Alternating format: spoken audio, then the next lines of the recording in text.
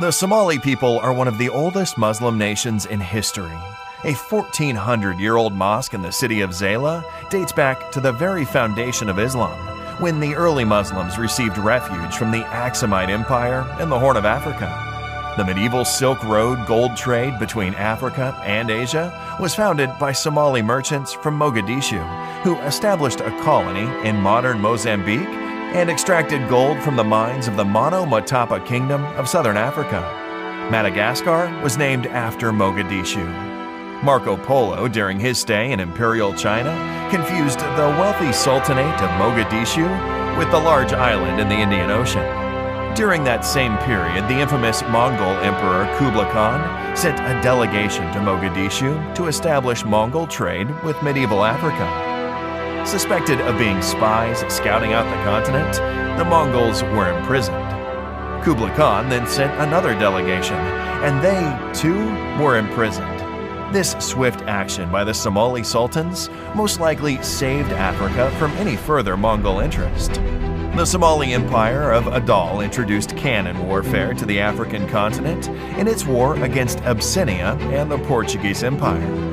Adal was also the first African power to defeat a European power on African soil since the Battle of Cannae between the Carthaginians and the Romans 1,800 years earlier. During the war, Cristavo da Gama, son of Vasco da Gama, was defeated and killed by the king of Adal. The Sultanate of Mogadishu minted its own coins, which have been found as far away as modern Iraq, Turkey, and Dubai. In the 1580s, a Somali fleet from the Ajuran Empire joined a Turkish fleet from the Ottoman Empire and began attacking Portuguese strongholds across southeastern Africa to free the Swahili world from Portuguese domination.